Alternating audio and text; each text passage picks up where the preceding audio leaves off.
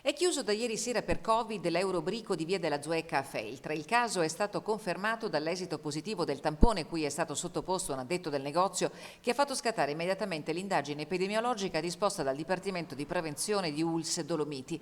A dare la notizia ad Antena 3 l'assessore regionale alla sanità Manuela Lanzarin durante un collegamento in diretta. Abbiamo avuto dei focolai, ma focolai circoscritti, ricordiamolo, abbiamo avuto quello della Serena, della caserma Serena a Treviso, abbiamo avuto quello della Badante a Padova, oggi ne abbiamo uno a Belluno che è un addetto del centro commerciale Eurobrico e infatti è stato chiuso il centro commerciale di Feltre Eurobrico proprio per fare un'indagine epidemiologica perché c'erano due addetti appunto che erano risultati positivi.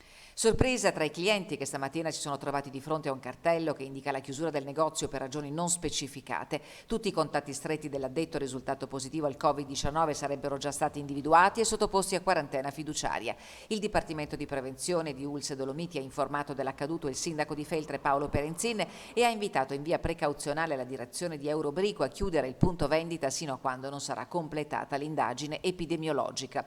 Abbiamo casi in diminuzione o molto stabili, ma l'attenzione resta alta, ha detto l'assessore Lanzarin. La situazione oggi è molto circoscritta e questo sistema ci permette anche in qualsiasi momento ho fatto l'esempio di Feltre, quindi non a caso, di chiudere e quindi riuscire a fare l'indagine epidemiologica e quindi effettivamente isolare e quindi far sì che il virus non si propaghi. Il nuovo caso di positività per coronavirus riscontrato sull'addetto dell'Eurobrico di Feltre è l'unico di oggi in un Veneto che già sta programmando la propria attività di prevenzione per il prossimo autunno. Per settembre valuteremo sicuramente con l'avvio dell'anno scolastico, con la ripresa comunque ordinaria di tutte le attività, anche delle misure a campione sperimentali di questo tipo probabilmente.